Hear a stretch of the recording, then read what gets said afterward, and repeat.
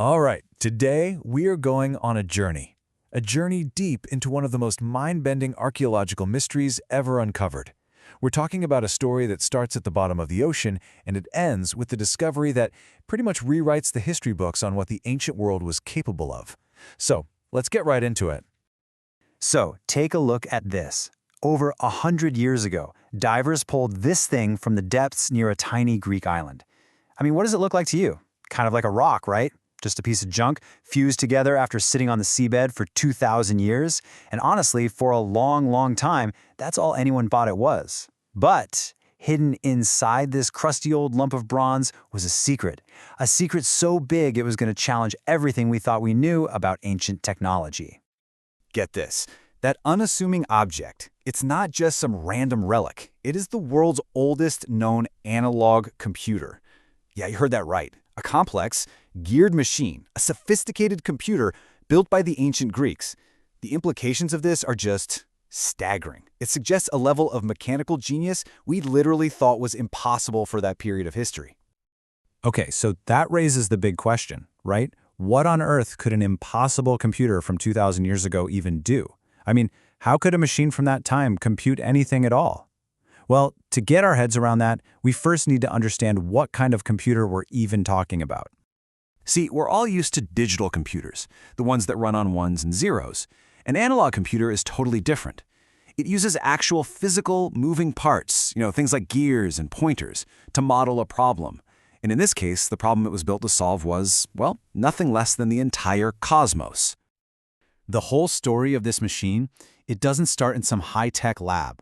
It starts with a storm at sea.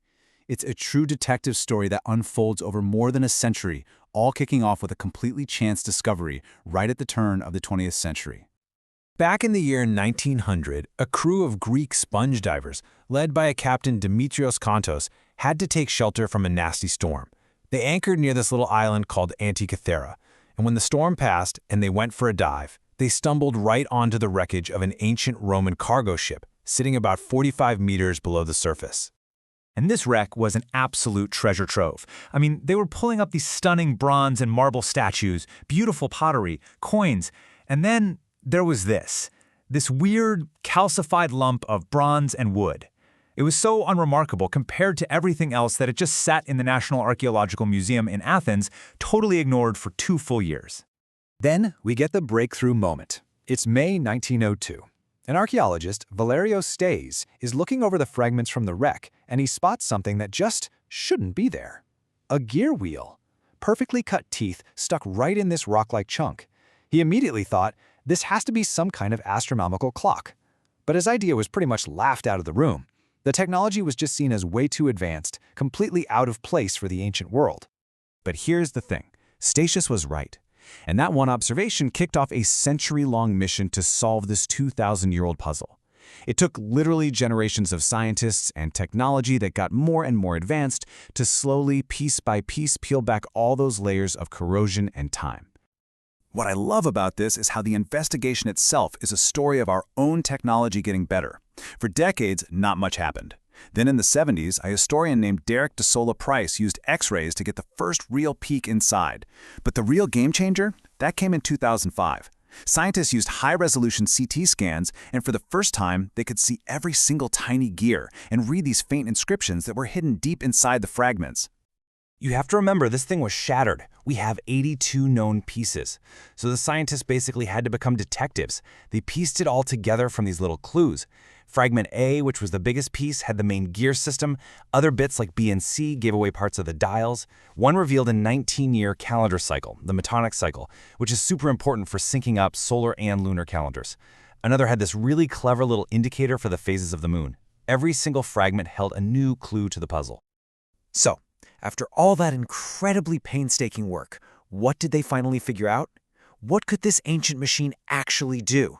The answer, honestly, is just breathtaking. And this slide just captures that transformation perfectly. On the left, you see the corroded original, that green crusty lump. And on the right, that's a digital reconstruction built on decades of research. They essentially turned that lump of rock back into the glorious working machine it once was. Incredible. So, what did it do? Well, this was no simple clock. This was a mechanical supercomputer. All you had to do was turn a little hand crank, and it could predict solar and lunar eclipses. It could track the sun and the moon through the zodiac. It even modeled the moon's weird, irregular orbit using this absolutely ingenious pin and slot system. And it wasn't just about the heavens. It also kept track of things on Earth, like the 4-year cycle of the ancient Olympic Games. The level of craftsmanship here is it's mind-boggling. We're talking about at least 37 precision-cut bronze gears. Some of them have teeth that are just a millimeter wide, all fitting together perfectly in this incredibly complex system. The quality is so high, it almost certainly means this wasn't the first one they ever made. It had to have predecessors that we've never found. So you can think of the device as having two faces. The front was kind of like the main display. It showed you where the sun and moon were right now, set against the zodiac calendar. But the back was like the engine room. It had these beautiful spiral dials that were used for long-term calculations, like predicting those complex eclipse cycles years and years into the future. So what does this all add up to? What does it all mean? Well, the Antikythera mechanism isn't just a cool old machine. It's a window into a lost world of scientific and engineering genius that we barely knew existed. We've now been able to date it pretty accurately. It was built sometime between 150 and 100 BC. And the astronomy that's literally built into its gears, it relies on theories from famous astronomers like Hipparchus of Rhodes. This suggests a direct connection to the greatest scientific minds of the entire Hellenistic age. Okay, I want you to just take a second and look at this number.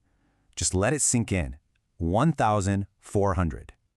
Because that is the real kicker. It would be 1,400 years before anything even close to this level of complexity, with this kind of sophisticated gearwork, showed up again in the great astronomical clocks of medieval Europe. For 14 centuries, this technology was just gone, lost to the world. And that leaves us with a really fascinating and honestly kind of unsettling final thought. The Antikythera mechanism is proof, hard, physical proof, that our ancestors were capable of so much more than we ever gave them credit for. And it only survived by pure dumb luck. So it really makes you wonder, doesn't it? What else did they build? What other marvels of science and engineering have been lost forever to shipwrecks, fires, and just the quiet passage of time?